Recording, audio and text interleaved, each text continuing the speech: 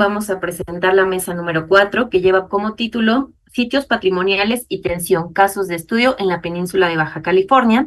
Y para ello vamos a contar con cuatro diferentes temáticas. La primera serán lógicas patrimoniales en Baja California, identidades locales y prácticas turísticas, y museificación del espacio a través de el ponente, el doctor Rogelio Ruiz. Hola, ¿qué tal? Buenos días, buenas tardes. Gracias. Muchas gracias por la invitación. He estado preparando el texto con el cual voy a participar en la obra editorial de la cual forma parte este seminario, cuyo título, bueno, ya están viendo y ya lo anunció la presentadora. En este caso parto de un contexto de la lectura, el reconocimiento de un contexto académico y extraacadémico acerca de que a partir del decenio de 1980, en buena parte del planeta, asistimos a un auge de las memorias y de las prácticas patrimonializadoras.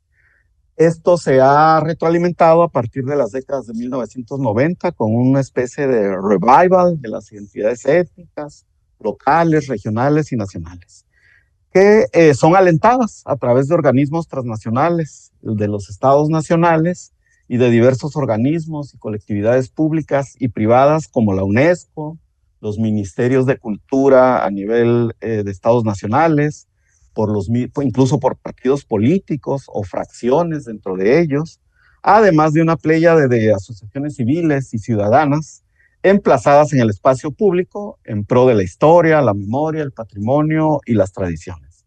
Se trata casi siempre de motivaciones e intenciones inscritas en formaciones ideológicas modernas, que son normativas de los modos de relacionarnos con el tiempo y en particular con el pasado. Con acierto, el historiador Ignacio González Varas ha planteado que el patrimonio cultural está vinculado a la explosión de las identidades, al territorio, a la memoria, al espacio y al tiempo. Todas ellas que son o resultan dimensiones fundamentales para la construcción de identidades. Bajo este entendido, González Varas ha señalado que la preocupación por la conservación institucional del pasado, de la memoria y sus recuerdos, que pueden ser objetivos y subjetivos, materiales y espirituales, es sin duda un rasgo característico de nuestro mundo contemporáneo. En este mismo sentido, a fines del siglo XX, el historiador David Lowenthal apreció que el estado cultural predominante en el mundo era de regocijo en una nueva fe popular, la del patrimonio, que se había convertido en un credo autoconsciente cuyos santuarios e íconos se multiplican diariamente y cuyas alabanzas inundan el espacio público. En esta perspectiva de Lowenthal, el respeto por las raíces y el recuerdo ha impregnado el mundo entero. De este modo, aseguró, la nostalgia por las cosas viejas y desgastadas suplanta los sueños de progreso y desarrollo. Si hace un siglo o incluso 50 años estaba de moda apostar a un futuro sin trabas, en la actualidad, nos dice Lowenthal, alabamos el legado dejado por las personas en la antigüedad.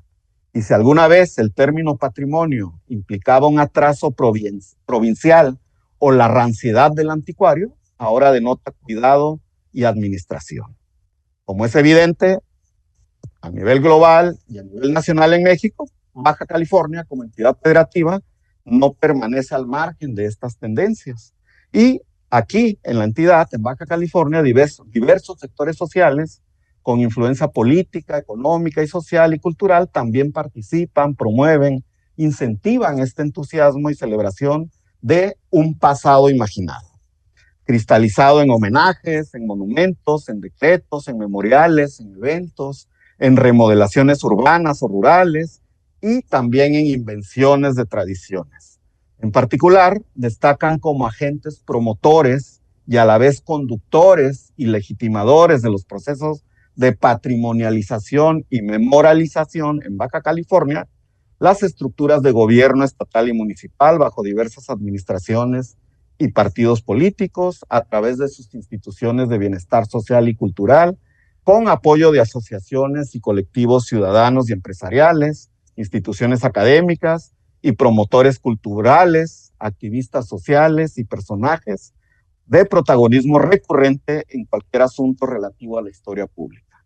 Se trata en todo caso de una interacción entre instituciones y personas pertenecientes a organismos gubernamentales y de la esfera privada, si bien la mayor parte de los recursos económicos y materiales invertidos en las políticas patrimoniales y de las memorias proceden con autorización oficial desde el erario público.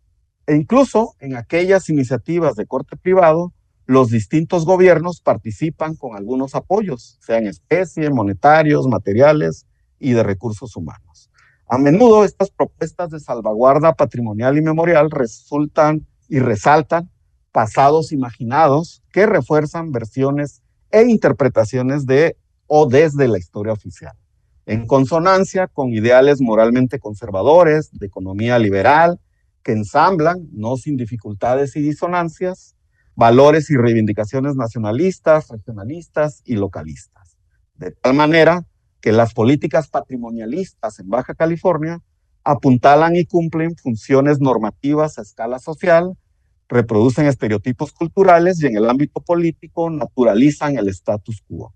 Si bien la tendencia global es a resaltar una concepción patrimonial cercana o representativa de los intereses de las élites, como bien se ha insistido, brotan por todas partes propuestas y lecturas del patrimonio que también tienen un sustrato popular, con acentos conservadores algunos, otros con una orientación progresista o contrahegemónica. Es pertinente, por tanto, evitar caer en dicotomías y apreciaciones binarias entre lo elitista y lo popular. Lo que acontece son relaciones hegemónicas, esto es, negociaciones simbólicas y materiales sin que se subvierta el orden social imperante. No obstante, esto ha generado un entramado de apropiaciones sociales, culturales y políticas por parte de grupos y colectivos subalternos y también a la inversa, desde las élites se apropien de legados con raigambre popular. Tampoco hay que asumir posiciones y miradas maniqueístas que relacionen toda reivindicación popular con posturas de derechas o izquierdas, pues en los hechos, estas se traslapan y empalman, entreverando diversas perspectivas, orientaciones ideológicas, políticas del tiempo, praxis encausadas en dinámicas socioculturales sobre la base de simultaneidades no simultáneas. Si bien, con fines metodológicos y analíticos, ayuda a distinguir entre lo que Laura Jane Smith designó como discursos autorizados del patrimonio y aquello que Ian Robertson llamó patrimonio desde abajo. Los primeros refieren a una movilización del pasado ligado a objetivos socioeconómicos y políticos que implica persuadir a las audiencias para que acepten estas versiones particulares del pasado como verdaderas, incluso si las narrativas estratégicamente seleccionadas sobre la gente y los eventos narrados pertenecen a otro lugar. Y un ejemplo muy claro es el del Holocausto. Mientras que los segundos aluden al patrimonio como procesos vividos, experimentados, comprendidos por la gente, incorporando nociones como los paisajes patrimoniales, que son la punta de lanza de grupos que no son parte de las élites, de formas en que las y los propios actores sociales se comprometen de maneras afectivas mediante el ejercicio de su agencia como productores y consumidores del pasado. Es en estas coordenadas conceptuales y metodológicas que yo analizo y reflexiono en torno a tres procesos de patrimonialización y memorialización que han tenido lugar en años recientes en Baja California.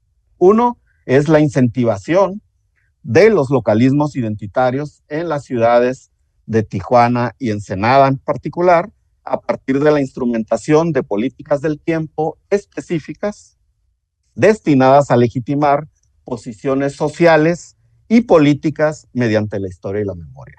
Una segunda, que es la promoción y naturalización del Valle de Guadalupe como un espacio con, así se le promociona, vocación agrícola, en medio de disputas entre sectores políticos y empresariales a causa de las actividades turísticas centradas en la oferta enológica, gastronómica y de entretenimiento campestre que ahí se ofrece. Y una tercera, que es la museificación de un reducto de la zona céntrica de la ciudad de Mexicali a partir de los vestigios de la inmigración china a esa localidad llegada a principios del siglo XX. Y en ese sentido con el tiempo que me resta, voy a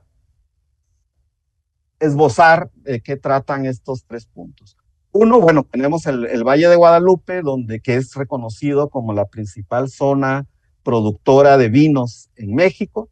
Alrededor del 75-80% de estas bebidas se producen en Baja California y un alto porcentaje está concentrado en el área del Valle de Guadalupe. Ahí lo que encontramos es, como decía, una defensa de una supuesta, o es una antropomorfización que se hace del territorio, de una supuesta vocación agrícola del Valle de Guadalupe, que rechaza las incursiones de otros inversionistas que han masificado y diversificado el consumo de bebidas alcohólicas y las actividades de tipo turístico en el Valle de Guadalupe. Esto ha generado bastante encono que se ha dirimido tanto en la prensa, en los medios de comunicación como el Internet, redes sociales, que ha generado incluso convocatorias a marchas en defensa del verdadero, de lo que se maneja o aduce como el verdadero Valle de Guadalupe, y que rechaza la masificación o el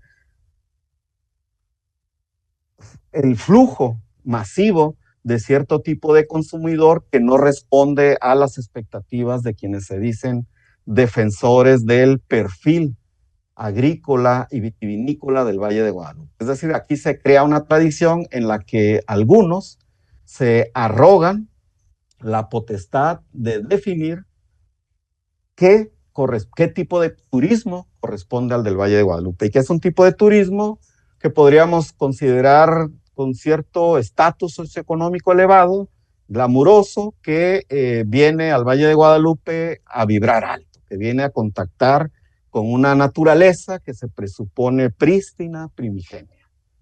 Luego, esto ha generado también distintas posiciones o posicionamientos de empresarios, de personas ligadas a las vitiviniculturas que se asumen como tradicionales, que ha repercutido también en la llamada prensa nacional, en medios como Milenio, El Universal, y también en los canales de televisión más populares del país, de televisión abierta.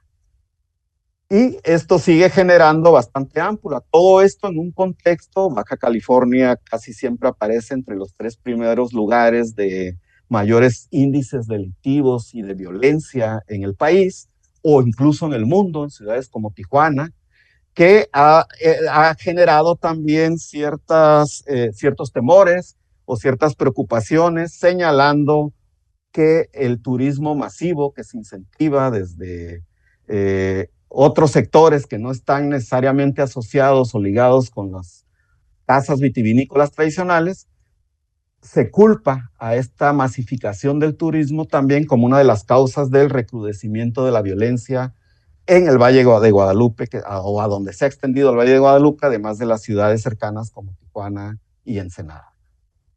Esto tiene que ver y está asociado con una promoción que se hace en la costa norte de Baja California, que es de origen estadounidense en el siglo XIX, que es el considerar o categorizar las condiciones ambientales de la costa norte de Baja California como el Mediterráneo mexicano. Y dentro de eso se inventan o se inscriben este tipo de tradiciones como una región vitivinícola propicia para el desarrollo y cultivo de ciertos tipos de vinos, en maridaje siempre con cierto tipo de cocina, también fusionada entre lo que se considera o cataloga como la cocina mexicana tradicional y la cocina mediterránea típica. Esto también ha servido y ha sido promovido e incentivado desde distintas instancias de gobierno. Y desde luego lo que les muestro aquí son algunos de los promocionales con los cuales el Valle de Guadalupe es alentado cierto tipo de visitante, tanto desde instancias oficiales como instancias privadas. Lo otro es el caso de Tijuana, una ciudad que aparece continuamente por su situación fronteriza.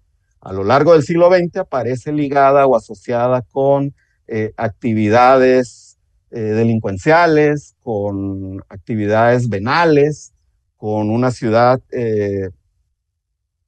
presta o condicionada por el vicio, en virtud del tipo de actividades de entretenimiento que aquí se concentran y donde a su vez han surgido también a lo largo del siglo XX, pero con más ímpetu desde la década de 1980, una serie de romantizaciones de un pasado, es decir, se imagina un pasado en el que generalmente se toman íconos como el Casino Aguacaliente para tratar de reseñar un pasado glamuroso, un pasado en el cual los vicios o las actividades delincuenciales que atestiguamos en décadas recientes no tenían lugar o eran muy reducidas. Y esto ha generado también una especie de collage donde se resaltan ciertos aspectos de Tijuana, como el considerar, y el mismo lema de la ciudad, del ayuntamiento así lo luce, aquí empieza la patria, que es una puerta de entrada para apreciar el vigor y la grandeza de las culturas que están enraizadas en México y donde a su vez todo se hace en nombre de la identidad. Al presuponerse desde una sociología bastante superflua, alentada por políticos y por empresarios, de considerar que Tijuana, por ser un punto fronterizo, condicionado a lo largo de su existencia por las corrientes migratorias, se presupone que aquí la identidad mexicana no está fuertemente arraigada, mucho menos una identidad regional y local, y por lo tanto prácticamente cualquier emprendimiento oficial o de la iniciativa privada que se hace en nombre de la identidad. Lo vemos, por ejemplo, ha sido el discurso en el cual se respalda la creación del equipo de fútbol profesional Xoloitzcuintles, que pertenece a la familia Hanron, que es una de las partes emblemáticas. ¿Cuánto? 2 minutos. Ok, una de las partes emblemáticas del grupo Atlacomulco, lo mismo cualquier tipo de edificación que se hace de mejoramiento urbano, con fines estéticos, con fines económicos, todo se hace en nombre de la identidad. Y otro punto es el puerto de Ensenada. El puerto de Ensenada, que es considerada la ciudad más antigua de Baja California y que desde luego también ha sido objeto de distintas polémicas y distintos conflictos entre sectores sociales, algunos que se consideran pioneros o que se erigen como los defensores de la verdadera Ensenada, contra algunas de los movimientos que se han hecho de mejoras urbanas, intentos de mejora urbana, por parte sobre todo del gobierno federal. Lo vemos, por ejemplo, en esta fotografía en la parte superior, donde se aprecia una cancha de petanca o petanque, que es promovida también como un sello distintivo identitario de la localidad mediterránea que se presupone es Ensenada. También encontramos, por ejemplo, en los kioscos que ustedes ven en los extremos de esta diapositiva, una polémica que se generó fuertemente porque había defensores que rechazaban el tipo de construcción con el cual se hizo o se edificó un nuevo kiosco en el parque principal de esta ciudad. Y en ese sentido, el juego de petanca, que es netamente elitista en Ensenada, ha sido promovido incluso con una cancha pública en el parque, en la diapositiva que les mostraba en esta diapositiva, ha sido promovido como un distintivo también de las familias ensenadenses que sostienen mayor tradición en ese puerto. Y también esta búsqueda incesante de historicidad y de dotar de cierto brillo o heroísmo el pasado ensenadense se traduce también en las distintas posturas que hay para que sea reconocido de manera oficial y más allá de la localidad y de la región, el llamado héroe de Ensenada, José María Meléndez, un ranchero que en 1853 encabezó la defensa del parte del norte de la Baja California ante una invasión filibustera encabezada por el estadounidense William Walker. Y esto ha generado y suscitado una serie de homenajes, de memoriales, en el que se romantiza la historia de este individuo. Esta estatua que ven aquí de color blanco, por ejemplo, fue ordenada, sufragada en una fundación, pero donde recoge elementos que parecen tener reminiscencias desde un conquistador como Hernán Cortés hasta un caballero del siglo XIX en cualquier ciudad de Europa Occidental. Este tipo de homenajes, de memoriales, han sido alentados desde las asociaciones civiles, desde los cronistas oficiales del municipio de Ensenada, y han sido llevados a distintas, sus iniciativas de promoverlo como héroe nacional, han sido llevadas al ámbito nacional, como lo apreciamos en este documento que fue enviado al anterior presidente de la República, Andrés Manuel López Obrador. Y desde luego, pues las polémicas sobre lo que constituye el verdadero sentido de lo ensenadense están a flor de piel, se discuten constantemente en la prensa y redes sociales en el puerto de Ensenada. Es decir, la identidad aflora, o las discusiones sobre la identidad afloran y están constantemente siendo objeto de discusión y de polémicas en la opinión pública ensenadense. Y bueno, con esto concluyo para ya no alargarme, ya no me da tiempo para abundar sobre la edificación de un barrio o un callejón chino en Mexicali, pero esto forma parte también del trabajo con el que voy a participar en la obra editorial que estamos proyectando. Gracias. Hay una pregunta para el doctor Rogelio. ¿Cómo impacta la creación de esta región del Mediterráneo mexicano en las prácticas de otras poblaciones que pudieran asentarse en la zona y que no son necesariamente las que asocian con la vitivinicultura? ¿Han detectado conflicto en estos espacios? Y tenemos también una pregunta para la maestra Valeria. Em, ¿Hay forma de revertir la patrimonialización y convertirla en una forma de defensa del territorio? Es decir, que la protección de ciertos elementos y prácticas se asocie más con una idea de defensa del territorio y no de su venta. Entonces, bueno, dejo que contesten estas dos preguntas mientras en lo que nos hacen llegar más. ¿Quién empieza?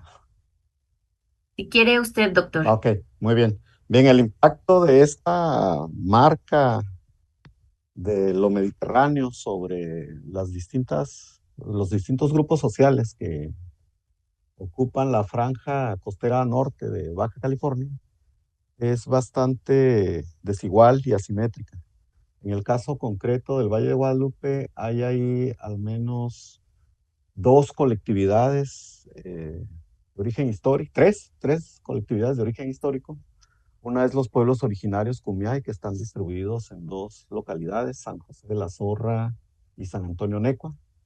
Otra es los ejidatarios del Porvenir, fundado en 1938, con algunas familias repatriadas de Estados Unidos y otras procedentes de distintas latitudes de nuestro país. Y otra es los pobladores del Francisco Zarco, que es resultado del poblado de una toma de tierras acaecida en 1958.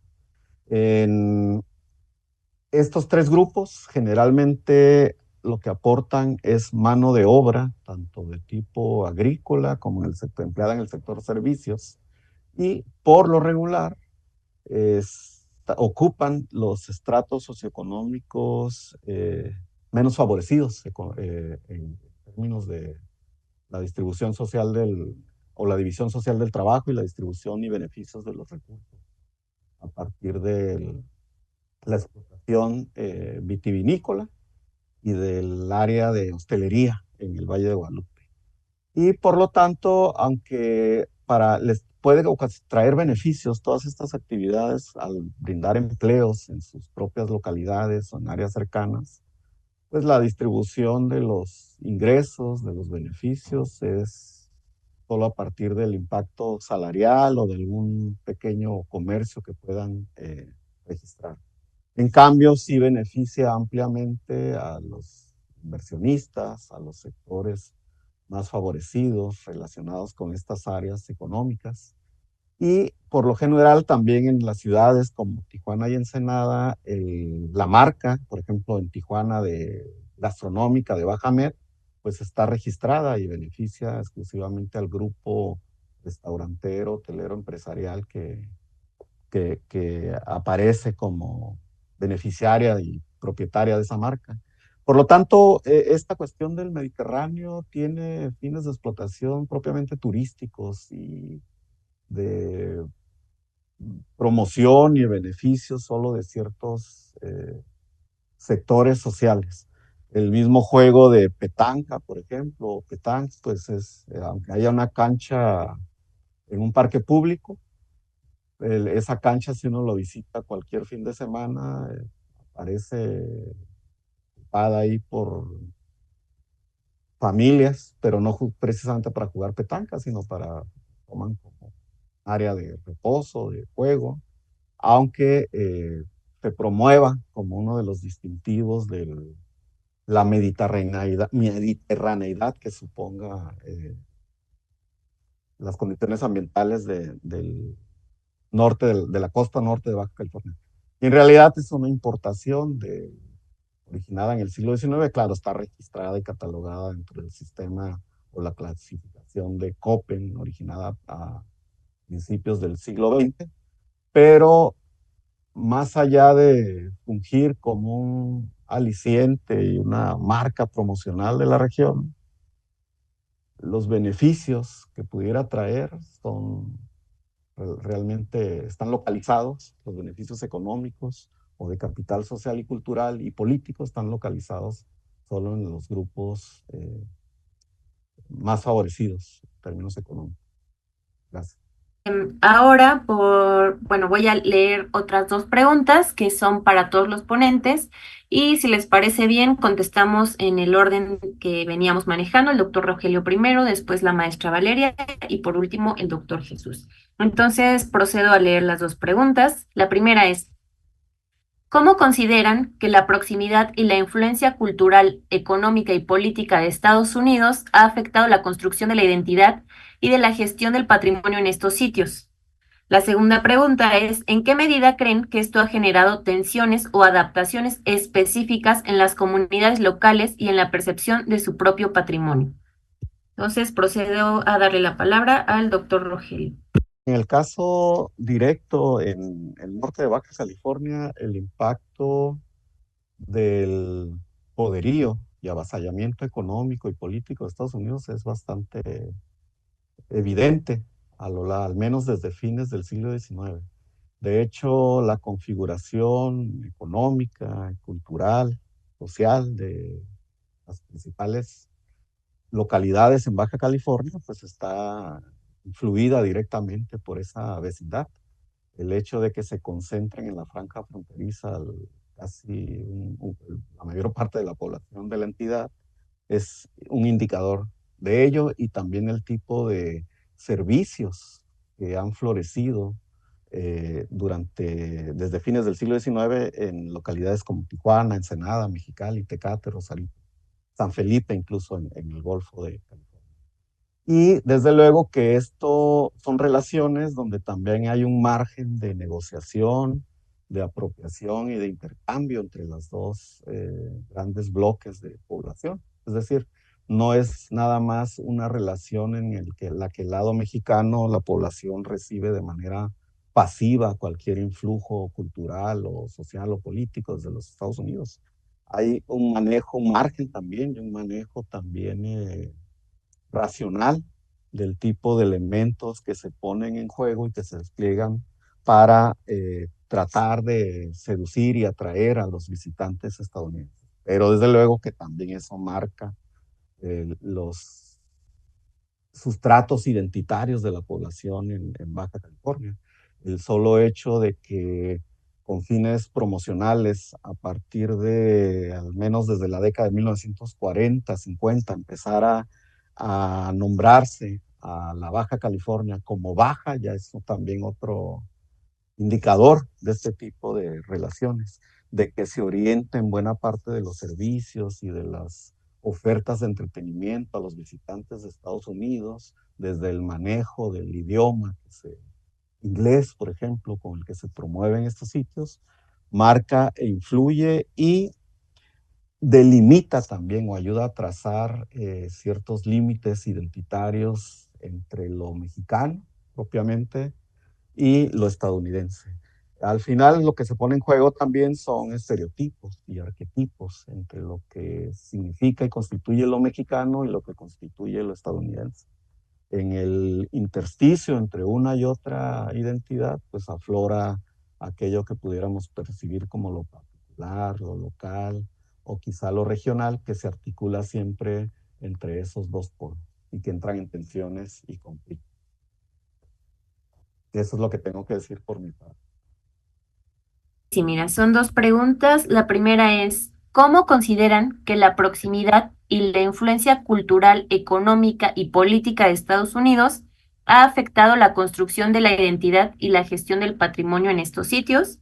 Y la segunda es, ¿en qué medida creen que esto ha generado tensiones o adaptaciones específicas en las comunidades locales y en la percepción de su propio patrimonio? Ahora, bueno, les vamos a regalar, o más bien nos van a regalar ustedes un minuto para concluir. Si tienen algún último comentario, algo que agregar, para ya posteriormente dar el cierre a la mesa.